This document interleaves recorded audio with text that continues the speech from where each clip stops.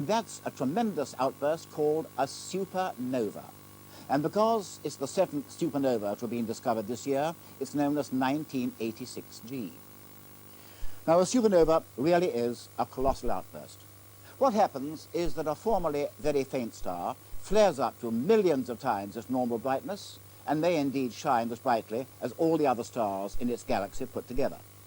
In our own particular galaxy, we haven't seen a naked-eye supernova since the year 1604. But we can see sometimes the remnants of past supernovae. And here's a photograph of one, the remnant we call Cassiopeia A. And that probably would have been seen as a supernova round about the year 1667, but unfortunately there was too much gas and dust in the way, so we couldn't see it at all.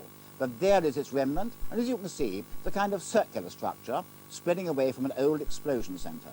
And with that kind of supernova, what happens is that a very massive star comes to the end of its life, there's an implosion, followed by an explosion, and the star destroys itself.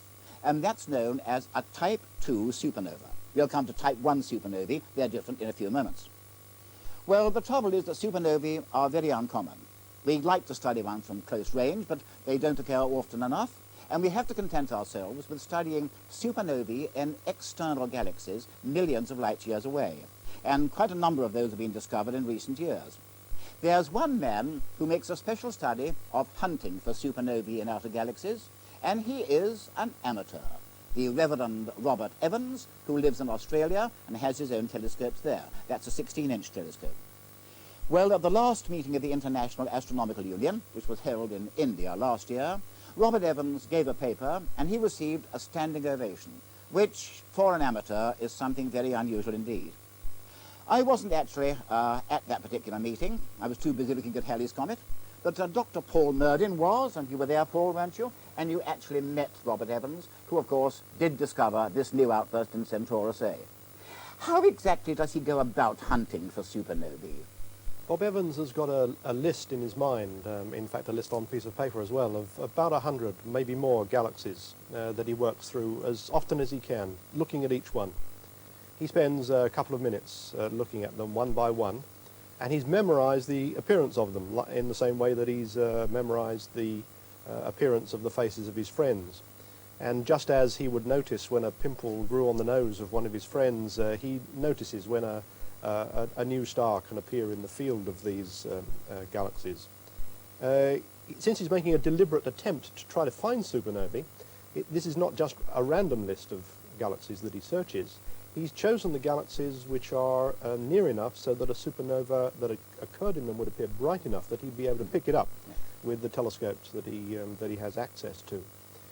He's not tempted by the prettier galaxies, doesn't spend his time looking at them if they're so far away that supernovae wouldn't be seen in them. Now on May the 3rd, he was going through his list of galaxies. He'd worked through the galaxies in Virgo and Coma, and come to the ones in Centaurus, and he came to Centaurus A about midnight, and straight away he noticed that there was a new star in the field of Centaurus A. He recognized that this was a new star because he'd last looked at Centaurus A on April the 24th. You may remember there was a lunar eclipse that night. I do. And normally with the moon at full, as it is just before a lunar eclipse, the light from the moon swamps the details of faint galaxies. You can't distinguish features in them. But during the eclipse, when the shadow of the Earth falls upon the face of the moon, the sky grows darker. And Evans used the hour or so to go through his list, and he looked at Centaurus A and remembered distinctly that there was no new star there. So when he came to look at Centaurus A on May the 3rd, the new star stuck out his head like an organ stop. Well, there was one check that he had to make first before he really was convinced that this was a supernova. He had to be sure that this wasn't an asteroid. Now, the asteroids are minor planets which orbit the solar system between Mars and Jupiter. And there are many of them about 12th magnitude, the magnitude of the star which he saw. And he wanted to check that this new star wasn't one of these. So he went on through his list for about a half an hour, looking at further galaxies, and came back to Centaurus A. And he then discovered that the new star had not moved. In half an hour, the motion of an asteroid would have been large enough to be noticeable. When the star hadn't moved, he knew this was really a supernova. So he straight away got on the telephone to the International Astronomical Union Central Bureau for Astronomical Telegrams, and later on that day, Brian Marsden, who's its director, sent out telegrams all over the world to the observatories that study supernovae, prompting them to get on and look at it.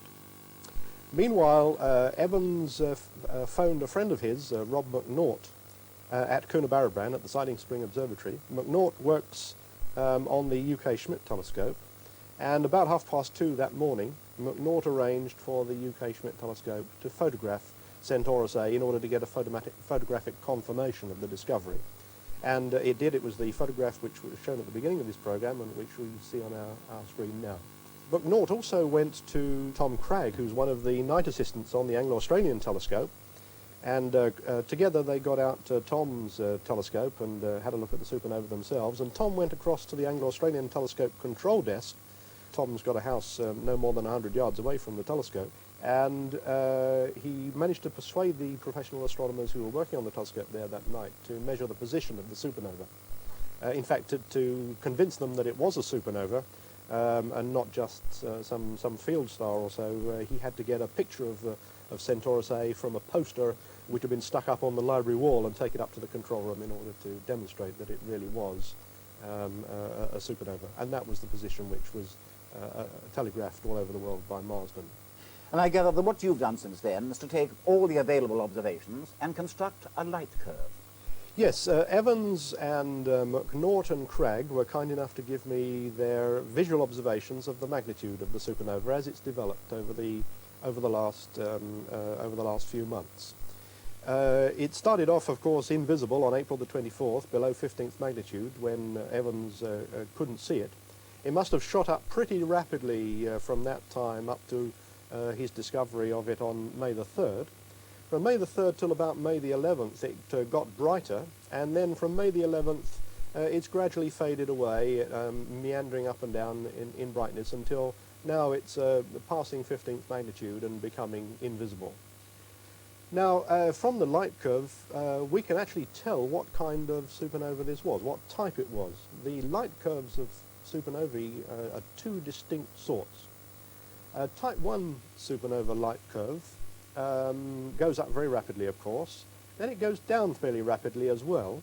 But then the decline slackens off, and the light curve, the light decreases regularly at a regular pace over 70, 80, 100 days, something like that. A type 2 light curve goes up just as rapidly, but it hangs up there a little bit. It doesn't fall in brightness as quickly as a type 1, but then it plummets at around 70 to 80 days, much faster than a type 1 does.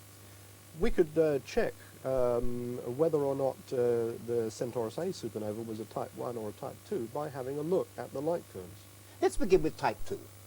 Right, let's try to superimpose the type 2 light curve on the data for Centaurus A. If we bring in the light curve, we can try to line it up so that the brightness fits, that's the up and down direction, and the date of outburst fits, that's the sideways motion. And that's, I think, is the best we can do. Not too good.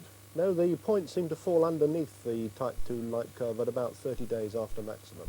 I think there's something wrong. Let's try type 1 instead. If we bring in the type 1 light curve in the same way and try to match it in time and maximum magnitude simultaneously, like positioning it about there, I think we get a much better fit. That's very much better. So judging from that, I think there's no doubt at all that the supernova in Centaurus A really is a type 1 and not a type 2. Paul, we know that a type 2 supernova is due to the implosion and then explosion of a very massive star. What about type 1? The story of the type 1 starts not with one star but with two in a binary system circling one another. One of them happens to be somewhat heavier than the other, and it begins to evolve first. And it gets larger, and it begins to feed material from itself onto its companion. Eventually, all of the outer part of the first star, the heavier star, leaks onto the companion, and only the core remains. It's a white dwarf star, in fact, probably a carbon white dwarf star. And the two stars continue circling around one another. Then the second star, which has now become the heavier one, begins to evolve, and it too grows larger and feeds material back across onto the first again. Now, there's a theorem in astrophysics called the Chandrasekhar limit, which says that white dwarf stars may only be as massive as 1.5 times the mass of the Sun. And if they go over this mass, something dreadful happens. And as the white dwarf, the carbon white dwarf, begins to grow larger and larger by eating, as it were, its companion, it goes over the limit. Its temperature goes to 4 billion degrees, and it explodes, it detonates. The whole of the carbon ignites in only 2 seconds, and the star explodes into the supernova, which we see as a Type 1 supernova. One interesting thing that arises as a consequence of that story is the difference between the two light curves. The Type 1 supernova light curve has this tail to it, and in fact that's powered by the radioactive decay of nickel. It represents some sort of energy input into the supernova explosion from this radioactive decay. And the nickel arises in the explosion. When the white dwarf explodes, it ignites a nuclear explosion. And in the couple of seconds of the explosion, the carbon in it is transformed into calcium, silicon and so on in a chain that ends up at nickel.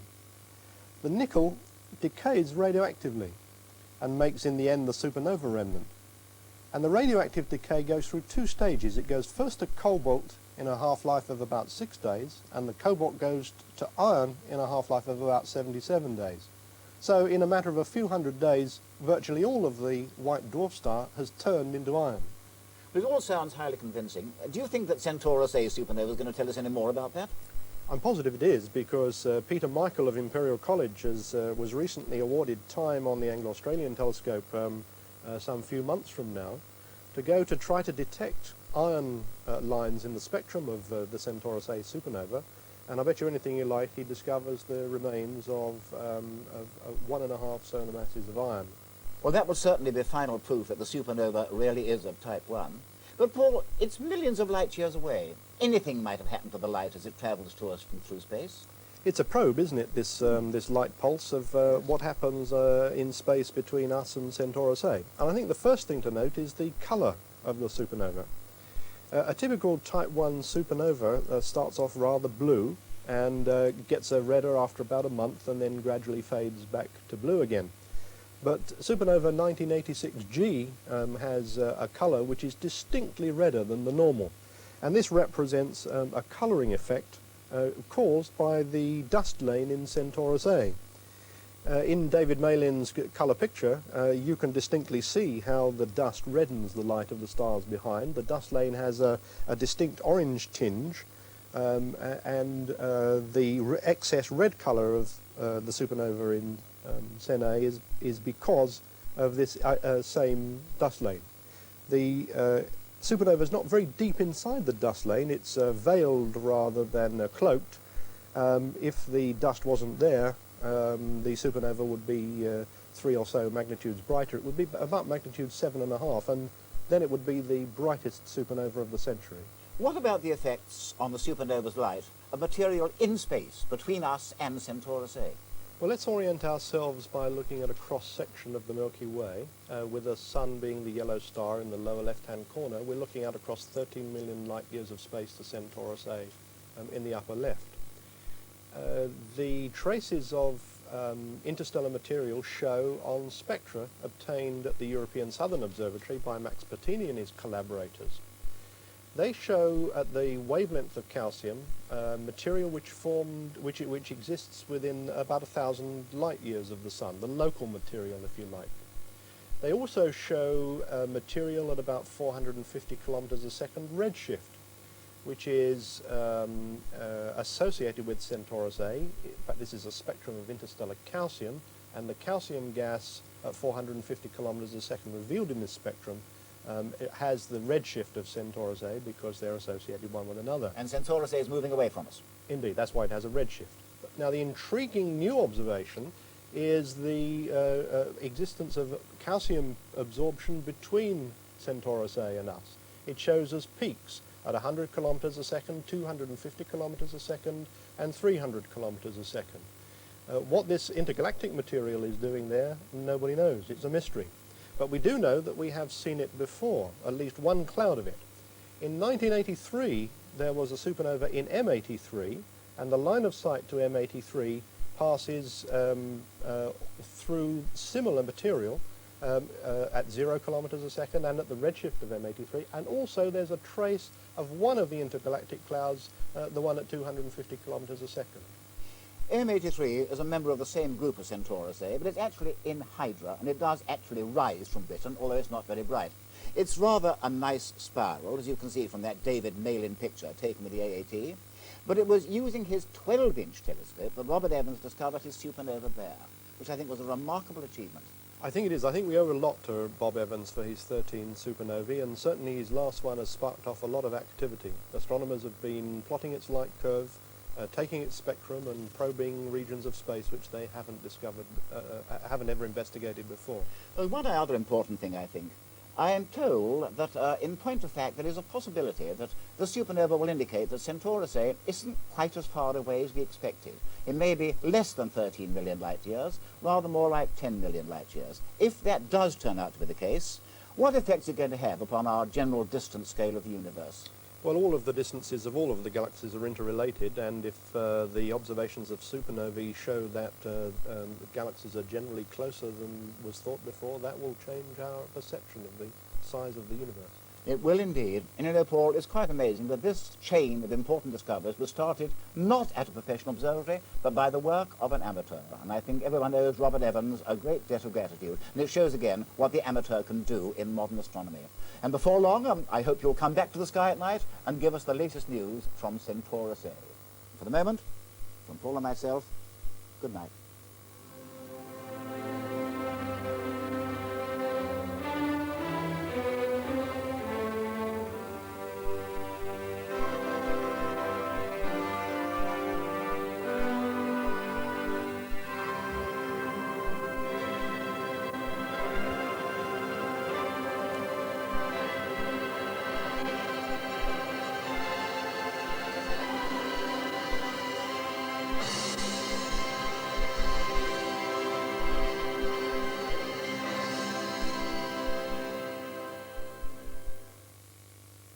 Patrick Moore returns for a further exploration of the sky at night on BBC One in just over a fortnight on Sunday, the